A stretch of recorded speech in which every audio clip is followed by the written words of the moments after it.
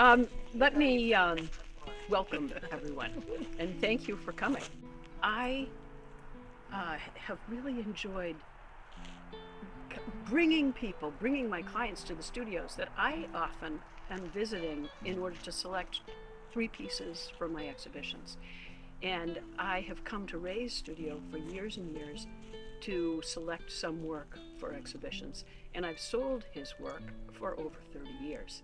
I want you to kind of take us on the tour, Ray. And Sure. thank you. Sure. I started woodworking when I was a young kid.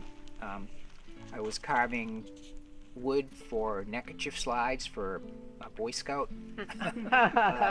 My mother's house was always full of women taking their clothes off and getting fit for, you know, draping the fabric, cutting things. So anyway, my mother was a very big influence because she did handwork. I had a workshop in the basement. I was 10 years old. I had a workbench. I still have the workbench.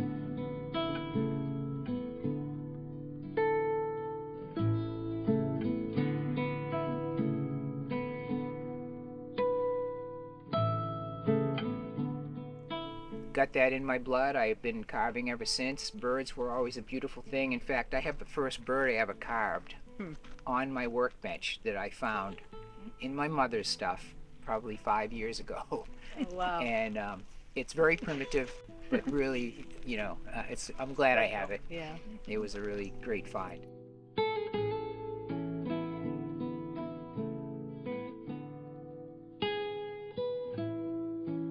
Did not go to art school, pretty much self-taught, just learning from people that I worked with in the restaurant decorative industry and also in antique home restoration around Salem, Massachusetts, down in that area. So I learned a lot of traditional woodworking skills.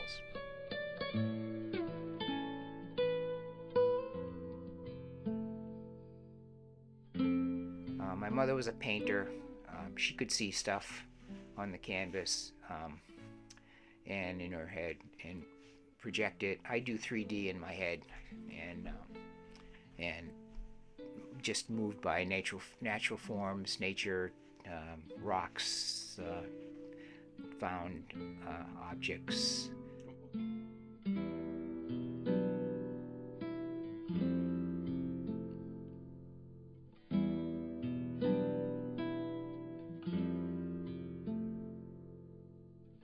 So when I was a kid, every day after school, I was out on my bike up at the ponds and hanging around the edges of lakes and ponds and fishing, and that's where I went. I went out in the woods when I was a kid. So I was always kind of out in nature. That's where I felt most at home, really. I didn't like indoors. I was kind of wild guy, kind of, too wild, really, sometimes. So when I was 22 years old, I started looking for property, and I came to Maine here with my father, looking around, and we landed on this place after kind of searching around and decided to buy it. So that was 1967. I moved up here. It was 72, actually.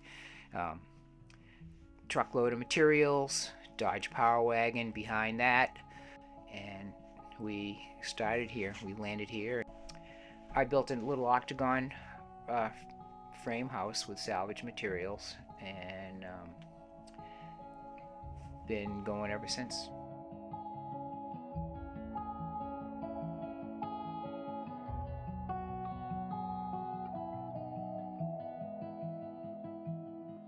My artistic journey was kind of carpentering and doing cabinet work in the 80s and up until the 80s, and then I started doing sculpture around 86.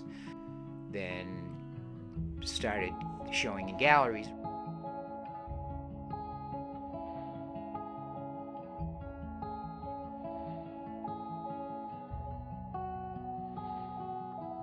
I did the original in wood, and it was really nice. It was really striking, and I decided that that might make a really nice bronze. So I took it to the foundry, and they did a mold and started doing some castings for me. I did a second edition. that's been going on for quite a while. June has one, and there have been quite a few of them around, But each and they're one really has beautiful. a different Yeah, they're all carved, they're all hand very split different. base, and they're different heights, and they seem different the way they're placed on the stone. Definitely. And one can turn it Definitely. Yes. on the stone. Yes. So it has all of this changing motion.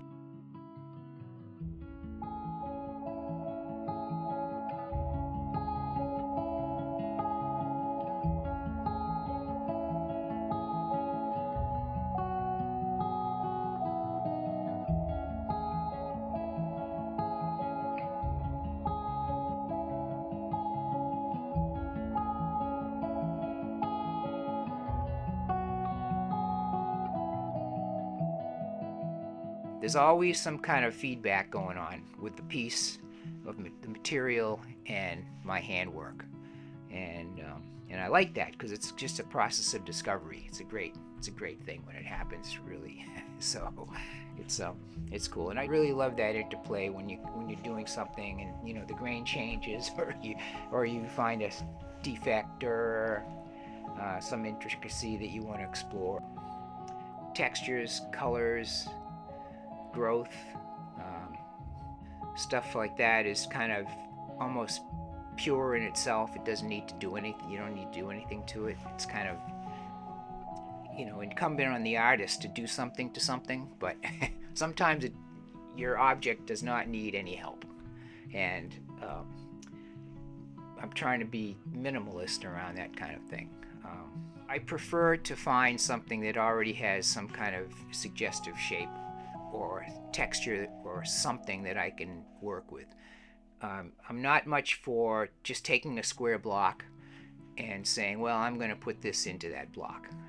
I'd prefer to find something that has a tendency already, and that's kind of, and you can see in my work, there's a lot of live edge, natural stuff.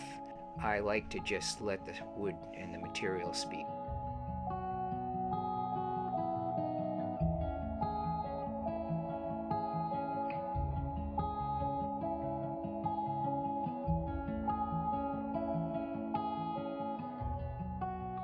Same with the stone. I love raw edges. I love split faces, rock faces, natural weathering, coloration. So yeah, I'll sometimes work through that surface color and then reveal the color below. So you get this nice combination of what's been done for thousands of years and a little bit of handwork. I don't do all natural forms, nature-based. I also am real comfortable doing abstract stuff and just natural edge stuff. And I started doing stone because a lot of the galleries were opening outdoor garden spaces. And so I started learning with a local guy, Peter Weil, in Steuben. He was a stone sculptor and wood sculptor and metal sculptor. So he showed me a few things and gave me a few tools and kind of pointed me in the right direction, and I just went on. And then I learned more from the Maine Stoneworkers Guild and just hanging around with stoneworkers and learning techniques and splitting, surfacing, bushing, stuff like that.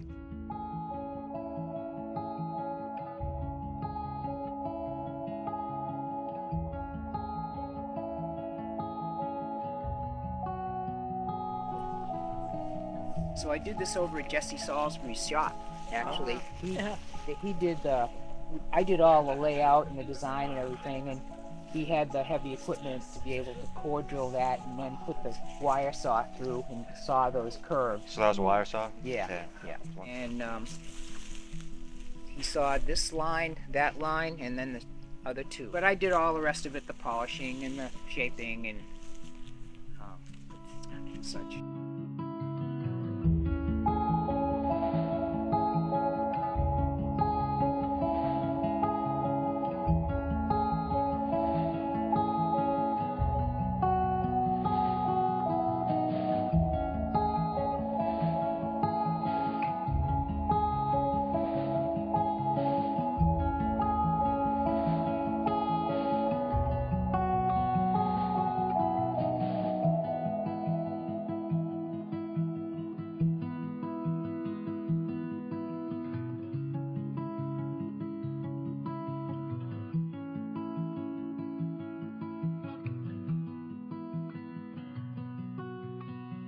I just finished a piece that I started out working in. I was going to. It's a granite hawk, and I started out thinking about, I really want to do an owl. Well, come to find out, I looked at the stone, I turned it over, I found there's a split that just had to get um, explored. And I explored that crack, and a piece came off. And I said, well, I'm not going to give this piece up. So I worked it into a different shape. And I just and at the underside is just the double lot with the grinder. Yeah, it's just a coarse-ish, a different color. Yeah, yeah, it's just great. It's a beautiful thing with stone. You can make that different contrasting color, in the same piece. It's really, really great. It has a Beautiful thing. Nice stone. Yeah. Amazing, eh? Stunning. So it's beautiful. So my pieces tend to be small. They tend to be intimate. They tend to connect with a person. And that's kind of what I'm looking for anyway. I just want to connect with someone, and it's a personal piece. They're going to take it home. They're going to enjoy it. They're going to pass it down.